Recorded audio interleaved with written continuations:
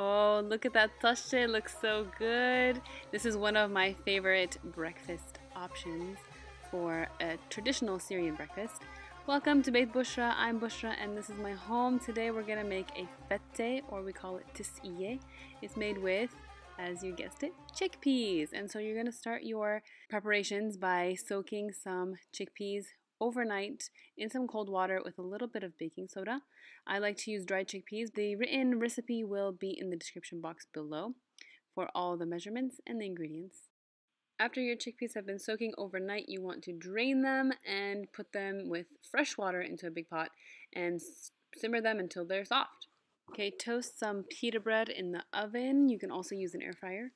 These are the ingredients for your bedweh. So bedweh is very traditional main part of any type of fatteh really, and it starts with yogurt. You need some tahini, lemon juice, and garlic. Those are basic ingredients. You need some salt as well. Another way to do this bedweh is to use pre-bought hummus, but we're gonna make it here today.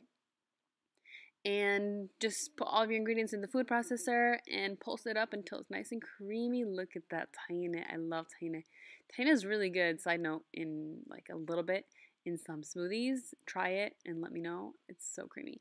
So we're gonna process this bedweh until it's nice and creamy like a hummus, and then we're going to dilute it with a little bit of the hummus liquid, the cooking liquid you used for the chickpeas. You're gonna dilute it with a little bit of that until it looks the consistency that you just saw.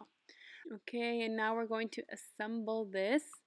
You're going to start with a preheated casserole dish and the pita bread chips, and then you're going to put some of the liquid, cooking liquid, and some extra chickpeas. You'll add the bedweh, and then you want to mix this really well until that bread gets nice and soaked. Your next layer is more chickpeas in the middle, and these look so good. Can someone make it for me? I'm so hungry right now. So you're gonna have the chickpeas, and we're gonna mix it a little bit again. If you like, you can just make layers, but the way we like it here, we like to mix it. Put a little bit more on top, and then you're going to finish with the bedweh hummus as your next layer.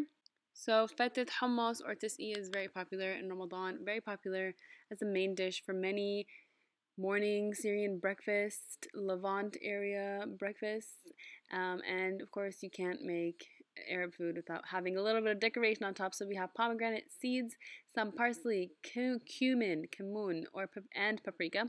I'm gonna start by sprinkling my paprika and then my cumin. That's good for anti-bloating. Also, just the flavor is really essential, I think. Parsley, don't skip on that. And it's so pretty. Look at the red pomegranate. They're sour, they're tart. And put some hummus in the middle there, just so that you know what's inside, what this dish is. Sahten wa afiyah. I hope you enjoyed this recipe. I hope you love it as much as I do, and I hope you make it. If you do, make sure you go to Instagram and tag me. Don't forget the tashe. Actually, I'm just remembering now. We have tashe.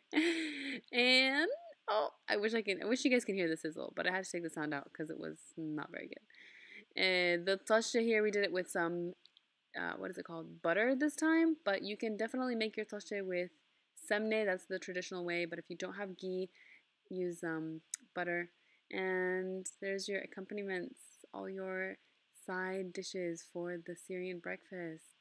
Don't forget the pickles. Those are really important. Some olives, cheese, more hummus, lebne.